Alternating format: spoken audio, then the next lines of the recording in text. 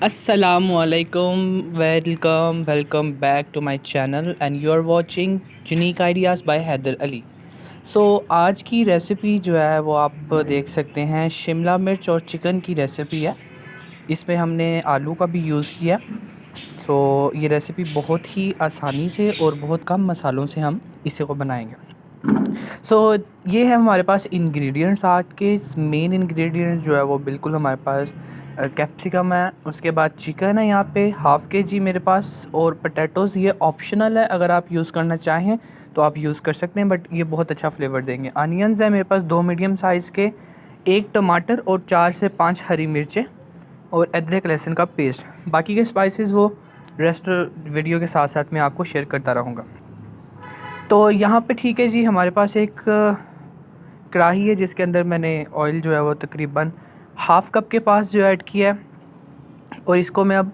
گرم ہونے تک ویٹ کروں گا۔ دین اس کے اندر ہم سمپلی جیسے ہر ہانڈی کا جو پیاز ایک تیار کرتے ہیں وہ اس میں ایڈ کریں گے۔ تو یہ پیاز اس میں ایڈ کر کے اب آپ اسے جو ہے لائٹ براؤن سا کلر دے لیں، بہت خوبصورت سا، نہ بہت زیادہ براؤن اور نہ بہت زیادہ لائٹ۔ سو شملہ مرچ ایک ایسی ریسیپی ہے جو میرا خیال ہے کہ اگر 10 گھر کے فرد ہیں، اس میں سے 5 ایسے بندے ہوں گے جن کو شملہ مرچ بہت پسند ہے، اور اس کا ٹیسٹ چاہے آپ اسے آلو کے اندر بنائیں یا چکن کے یا قیمے کے اندر، اس کا ٹیسٹ اتنا مزے کا ہوتا ہے کہ آپ سوچ نہیں سکتے کہ بہت مزے کا اس کا ٹیسٹ ہے۔ بس یہ آپ سمجھیں کہ بہت مزے کا ٹیسٹ ہے۔ تو ٹھیک ہے جی، آج کی اس ریسیپی کے اندر میں آپ کو یہ دیکھیں، تو یہ ہمارے پاس جو پیاز لائٹ گولڈن براؤن سا کلر آپ نے اسے دے لینا ہے۔ دین آپ نے اس کے اندر جو ادرک لہسن کا پیسٹ ایڈ کرنا ہے۔ سو گولڈن براؤن کلر دینے سے یہ ہوتا ہے کہ کچھ جو اثر ہانڈی کا ہوتا ہے، خوبصورت جو ٹیسٹ آتا ہے اور لک جو ہے وہ دیکھنے میں آتی ہے، وہ ایک براؤن پیاز کرنے کی وجہ سے آتی ہے۔ اور دوسرا جو ہے آپ کی مرچیں، اگر آپ کی مرچیں اچھی کوالٹی کی اور اچھی مرچیں آپ یوز کر رہے ہیں، پاؤڈر ہلدی، تو وہ ایک بہت ہی پیارا سا کلر اور ٹیکسچر جو ہے وہ آپ کو دیتے ہیں۔ تو بہتر یہی ہے کہ آپ خود لے کے مرچیں ہلدی خود اس کو جو ہے وہ تیار کریں۔ انشاءاللہ میں آپ کو ہلدی کا بھی بازار سے لا کر ڈرائی کر کے اس کا پاؤڈر بنوا کے وہ بھی دکھاؤں گا، اور مرچوں کا بھی سیم اسی طرح پروسیجر کریں گے۔ سو یہاں پہ ادرک لہسن تھا وہ میں نے اس میں ایڈ کیا۔ تو اسی کے ساتھ ادرک لہسن ایڈ کرنے کے بعد باقی کے اسپائسز ہیں وہ بھی میں اس میں ایڈ کر دوں گا، جس میں سب سے پہلے میں نے یہاں پہ حسب ضرورت جو ہے وہ نمک ایڈ کیا ہے۔ اور نمک ایڈ کرنے کے بعد جو ہے میں یہاں پہ مین جو ادرک لہسن کے بعد ٹماٹر اور مرچیں وہ اس میں ایڈ کر دوں گا، تاکہ ایک بہت پیارا سا جو ہے مسالہ تیار ہو جائے ہمارا۔ تو اگر آپ کوئی گریوی والا سالن بناتے ہیں تو آپ کو پیاز جو ہے وہ اچھی طرح سے میش کرنا بہت ضروری ہے، مسالہ جو ہے اچھی طرح سے کک ہونا بہت ضروری ہے، تاکہ اس کے جو پیاز کے چنکس ہیں، چھوٹے چھوٹے جو ٹکڑے ہیں، وہ آپ کی گریوی کے اندر نظر نہ آئیں۔ تو یہ دیکھیں وہاں پہ میں نے اچھی طرح سے پانی ٹماٹر کا جو ہے وہ ڈرائی کر لیا تھا۔ تھوڑا سا پانی جب رہ گیا تو میں نے اس کے اندر باقی کے اسپائسز بھی ایڈ کر دیے، جس میں ہلدی، لال مرچیں، آپ اپنے ٹیسٹ کے مطابق اس کو کم یا زیادہ کر سکتے ہیں، اور 1 چمچ جو ہے وہ میں اس میں چلی فلیکس جو ہے دردر مرچ جو جسے آپ کہتے ہیں وہ اس میں ایڈ کر دیے۔ اور اب آپ اسے اچھی طرح سے جو ہے وہ مکس اپ کر کے ہلکی آنچ پہ چھوڑ دیں۔ تو یہ اوبویسلی ہم گریوی والا سالن نہیں ہے، اس کے اندر ڈرائی ہے، تو اس کے اندر پیاز کو جو بہت زیادہ آپ کو گلانے کی ضرورت نہیں ہے کہ اچھی طرح سے گلا، اور دین ہی آپ اس کے اندر جو ہے باقی کی ویجیٹیبلز وغیرہ وہ ایڈ کریں۔ تو یہاں پہ مسالہ جو ہے آلریڈی میرے پاس جو ہے وہ کک ہونے ہی والا ہے، تو میں نے اسے 5 سے 10 منٹ کے لیے دم دے دیا۔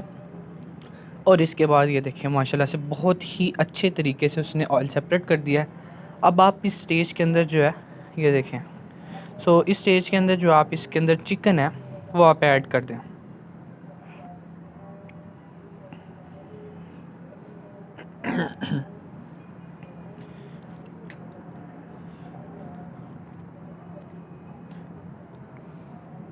چکن یہاں پہ میں ½ kg یوز کر رہا ہوں، اور 1 کلو کے پاس جو ہے میرے پاس شملہ مرچ ہے، تو آپ اس کی کوانٹٹی کے مطابق چکن جو ہے وہ ایڈ کر سکتے ہیں۔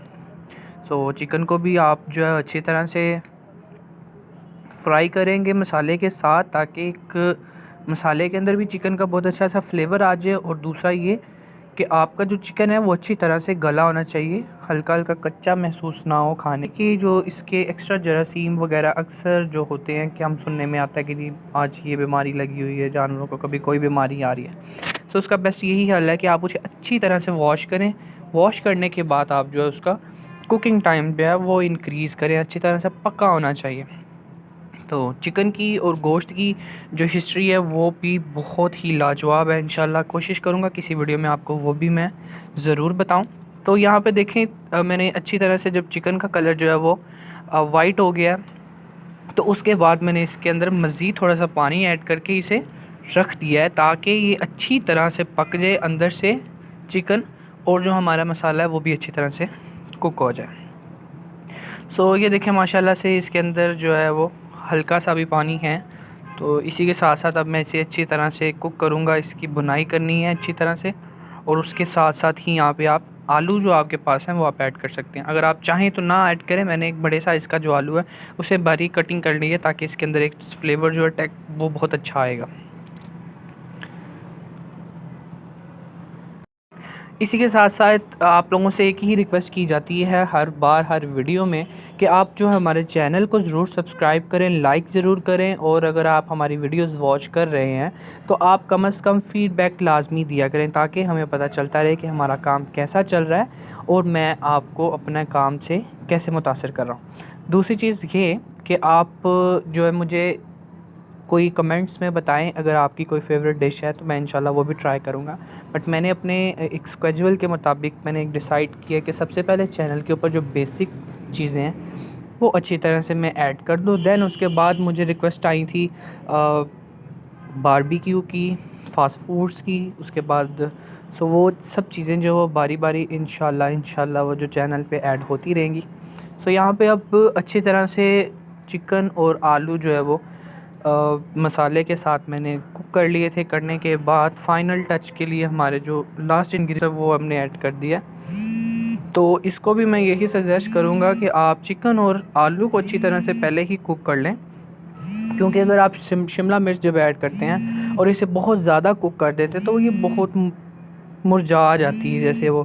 گل جاتی ہے اچھی طرح سے، تو کھانے میں اس کا ٹیسٹ جو اتنا اچھا نہیں آتا۔ تو آپ اس کو میڈیم فلیم کے اوپر وہ کک کریں اور نارمل سٹیج کے اوپر اسے کک کریں تاکہ جو اس کے کھانے میں اچھا سا فلیور آئے، نہ ہی یہ زیادہ کچا لگے اور نہ ہی یہ بہت زیادہ گلا ہوا ٹیسٹ آئے اس کا۔ تو ٹھیک ہے، یہاں پہ اب فلیم آپ جو ہے وہ میڈیم سے ہائی پہ کر کے اچھی طرح سے اسے 3 سے 4 منٹ کے لیے چمچ ہلائیں تاکہ یہ فرائی ہو جائے اچھی طرح سے مسالے کے اندر، اور دین اگر آپ کا مسالہ لگ رہا ہے تو آپ اس کے اندر جو ہے تھوڑا سا پانی ایڈ کر دیں۔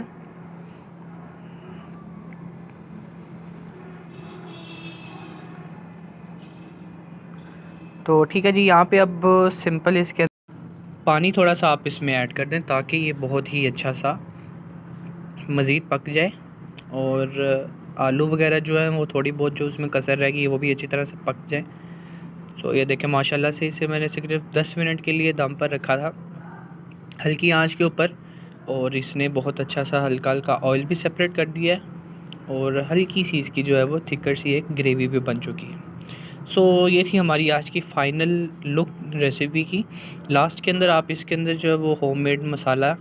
اس کی ریسیپی بھی انشاءاللہ بہت جلد آپ سے شیئر ہو جائے گی، وہ آپ اس میں 1 چمچ ایڈ کر دیں، اور اب آپ باری ہے اس کو سرو کرنے۔ تو یہ تھی ہماری آج کی ریسیپی کی فائنل لک، اب آپ اسے سرو کر سکتے ہیں، اور آپ مجھے فیڈ بیک ضرور دیجیے گا کہ آپ کو میری یہ ریسیپی آج کی کیسی لگی، اور اسی کے ساتھ ساتھ